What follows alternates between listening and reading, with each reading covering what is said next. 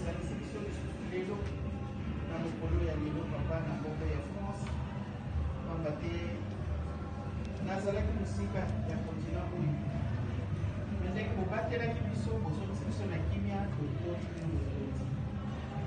bana no bamipesi kati na mosala malgré boccupation na bango mama yokuta kotala bandako me batiki bandako na bango bayini siko nzambe na ngai pambola mama moko oyo ezangi kokisela biso na mawa na yo na kombo ya tata mwana mpe tata molimo santo amen na kombo ya tata mwana mpe tata molimo santo bamama oye bamama oye bamama oye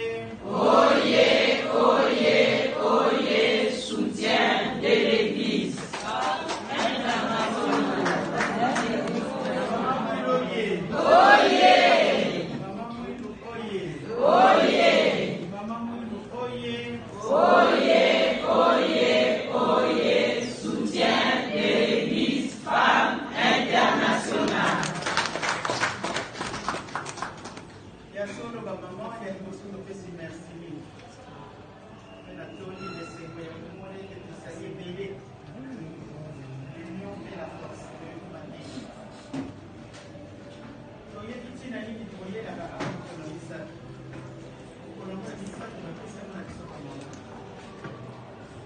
Il y a solo cash dans les années passées, des années très difficiles.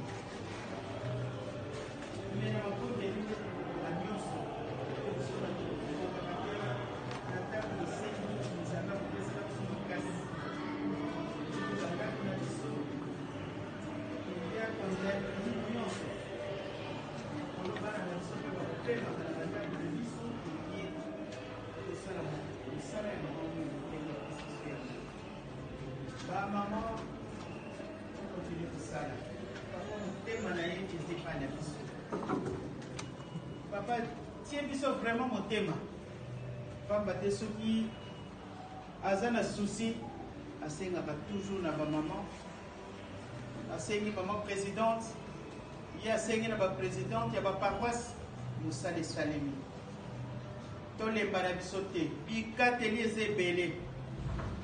Mais tobosana te ke ntango tozali kopesa topesi bipai bonzambe azomisili biso bipai mosusu po nzambe alingi biso mingi apesi biso souffle de vie oyo epesi biso bomoi oyo nga mwilu naza koloba awa grâce à mama mwilu na telemi parce que biso bamama kala tozalaki vraiment komonana lokola bato moko bazangi ntina na société yango tomonaka ti kutu lelo ezali tata na soka zobota ka basi mobali ya zali te akokende luka kobota lieur tomonaka to tomonaka te ake epai mosusu mpo na nini mwana mobali aza na valeur